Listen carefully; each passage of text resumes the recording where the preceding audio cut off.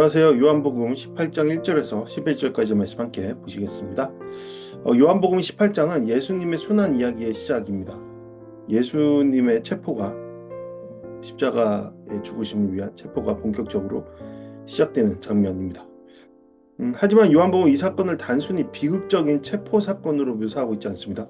오히려 요한은 예수님의 체포 장면 속에서 하나님의 주권과 예수님의 하나님의 뜻에 따른 자발적인 순종을 강조하고 있습니다.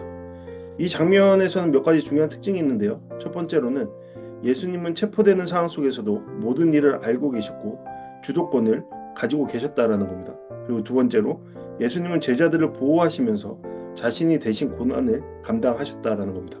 그리고 마지막으로 예수님은 폭력이나 인간적인 방법이 아니라 하나님께서 주신 잔을 마시는 길, 즉 하나님의 뜻에 순종하는 길을 선택하셨다라는 것입니다.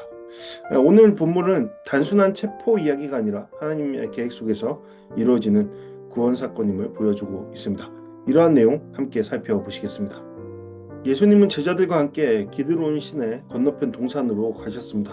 우리가 잘 알고 있는 겟세마네 동산이죠. 이곳은 예수님께서 자주 제자들과 함께 모이시던 장소였습니다. 그래서 예수님을 배반한 유다도 이 장소를 잘 알고 있었습니다. 요한복음은 이 장면을 매우 담담하게 기록하고 있습니다. 공간복음에서는 예수님의 겟세마네의 고뇌가 강조되지만 요한복음에서는 그런 고뇌의 장면이 등장하고 있지는 않습니다. 그 이유는 요한이 강조하고 싶은 것이 있기 때문입니다. 그것은 요한은 이 사건을 통해서 예수님이 피해자가 아니라 하나님의 계획 속에서 스스로 길을 걸어 가신 분, 모든 주도권을 쥐고 하나님의 뜻대로 순종하신 분이시다라는 것을, 그러한 사실을 보여주고자 하는 것입니다. 말씀에서 보듯 유다는 군대와 성전 경비병들을 데리고 옵니다. 본문에 등장하는 사람들은 여러 그룹으로 구성되어 있습니다. 로마 군인들, 대제사장들이 보낸 사람들, 바리새인들의 하속들.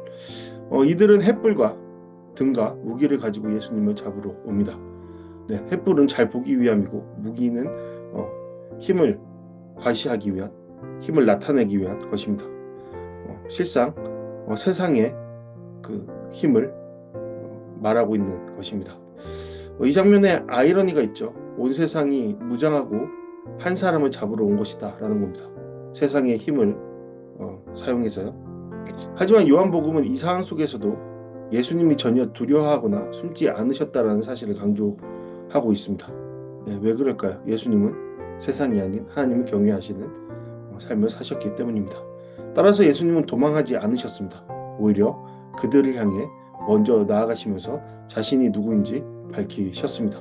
그러한 내용이 이어지는 말씀을 통해서 나타나고 있죠. 이어지는 말씀은 매우 중요한 말씀을 기록하고 있습니다. 예수님은 그들을 보시며 묻습니다.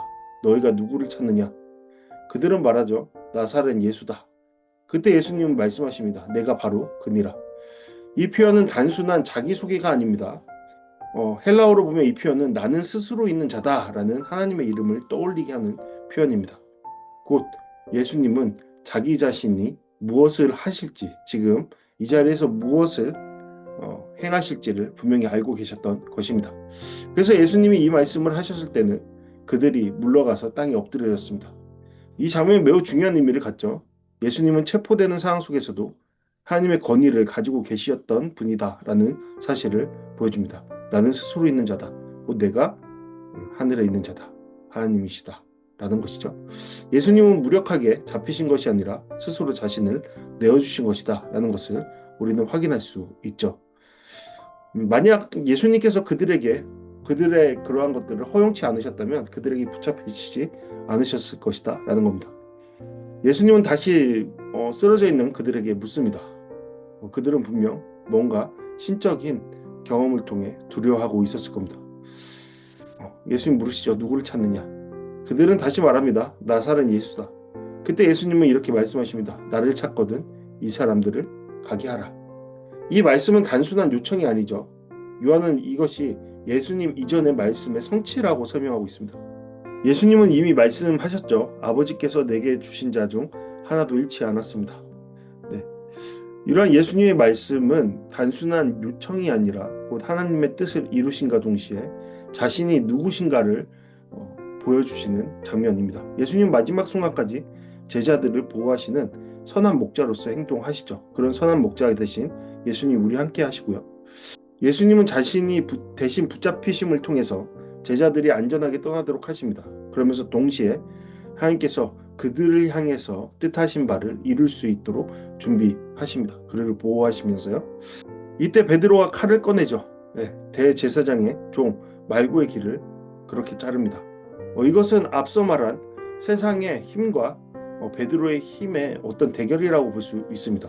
이것은 분명 예수님께서 원하시는 제자의 삶의 모습은 아니었죠. 요한복음은 다른 복음서와 달리 그 인물들의 이름까지 기록하고 있는데 공격한 사람은 시몬 베드로이고 상처 입은 사람은 말고입니다. 베드로는 예수님을 보호하기 위해서 세상적인 힘을 과시했습니다. 그러나 예수님은 베드로에게 말씀하시죠. 칼을 칼집에 꽂으라.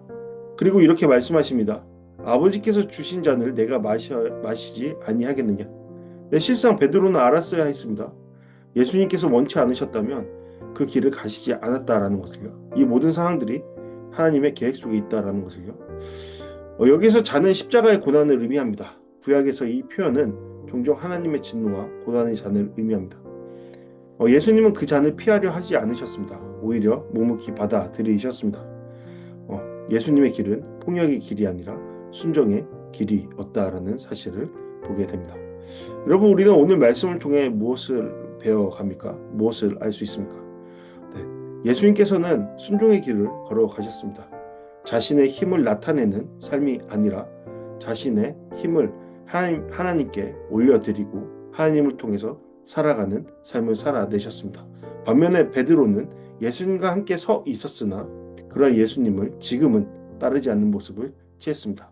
그러므로 오히려 예수님을 반대하는 자리, 예수님을 대적하기 위해 따라온 그들과 비슷한 자리에 서 있었습니다. 그렇다면 우리의 모습은 어떠합니까? 우리 또한 하나님의 뜻대로 하나님의 능력 아래서 하나님께서 인도하시는 그 자리에 서서 주님의 길로 나아가고 있습니까? 아니면 우리 또한 비슷한 듯 하지만 베드로의 모습을 취하고 있습니까? 이런 부분에 대해서 한번 생각해보는 그러한 시간 되었으면 좋겠습니다. 오늘 말씀을 통해서 함께 묵상과 적용하는 시간 갖도록 하겠습니다. 첫 번째로 나는 어려운 상황 속에서도 하나님의 계획을 신뢰하고 있는가? 예수님은 체포되는 순간에도 모든 일을 알고 계셨고 하나님의 계획을 신뢰하셨습니다. 우리의 삶에도 이해되지 않는 상황이 있죠. 그러나 하나님은 지금도 우리의 삶을 주권적으로 이끌어 가고 계십니다. 그리고 선한 목자가 되시죠. 우리를 보호하신다라는 말입니다. 하나님의 계획을 신뢰하는 믿음이 있는지 우리 자신을 돌아보아야 하겠죠. 두 번째로 나는 문제를 인간적인 방법으로 해결하려 하는가? 베드로는 칼을 들었습니다.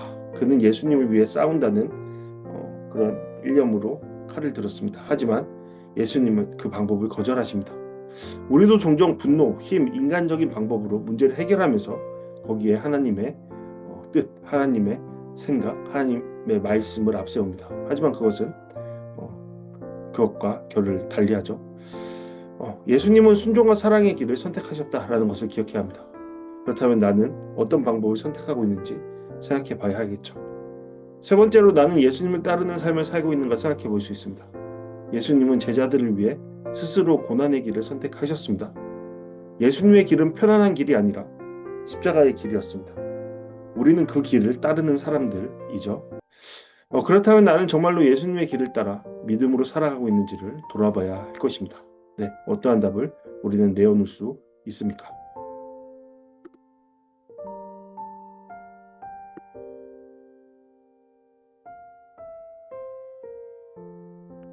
이 시간 오늘 말씀을 통해 함께 기도하는 시간 갖도록 하겠습니다. 첫 번째 기도 제목, 하나님의 계획을 신뢰하는 믿음을 달라고 함께 기도합시다. 삶이 어려운 상황 속에서도 하나님의 뜻을 믿고 따라가게 해달라고 함께 기도하기 원합니다.